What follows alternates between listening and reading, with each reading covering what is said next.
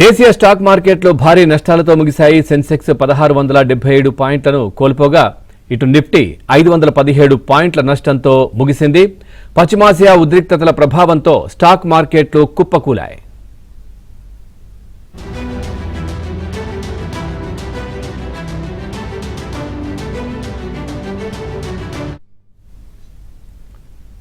రెడ్డికి ఇదే విషయానికి సంబంధించి మరింత సమాచారాన్ని బిజినెస్ ఎనలిస్ట్ రత్నాకర్ గారిని అడిగి తెలుసుకుందాం. రత్నాకర్ గారు, మార్కెట్లు భారీ నష్టాలతో ముగిశాయి.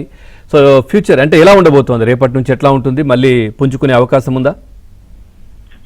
అంటే పవన్ గారు మీరు అడిగిన పాయింట్ బాగానే ఉంది. Most of the analyst are worried. Trump గారి స్టేట్మెంట్స్ ఎంత ఓవర్ నైట్ 1 వీక్ కూడా అవ్వలేదు కదా ఈ సీజ్ ఫైర్ ఆగి. సడన్ గా ఆయన ఈ స్టేట్మెంట్ ఇవ్వటం అనేది సర్ప్రైజ్డ్ మెనీ పీపుల్ అండి. And I think across the world the same situation. Basically మనకి biggest challenge is oil prices అండి. Once the ceasefire అయితే మళ్ళీ oil prices $90 నుంచి $104 కి వెళ్తే again India CAT system overall effectiveness will be bad అనేది it is coming very aggressive. So that particular fear అయితే continue to happen. ఇవాళ మీరు చూసుకుంటే crude oil prices has increased by $4 and immediately it has affected rupee also.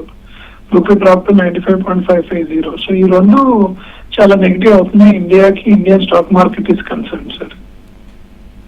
Right, అట్లాగే పుంజుకునే అవకాశాలు ఎంతవరకు? కష్టం sir. I think ఈ కరెంట్ సిచ్యువేషన్ మళ్ళీ పుంజుకోవాలంటే ఎక్సెప్ట్ Q1 రిజల్ట్స్, అందరూ waiting for Q1 results and fed chairman. I think fed the వాళ్ళ evening hockey స్టంటే వస్తుంది అనుకుంటాం post his message inflationary impact on the country. And Q1 results maybe little positive ఉన్నా కొద్దిగా market stabilise అవుతుంది. అంటే further drop in market will be there.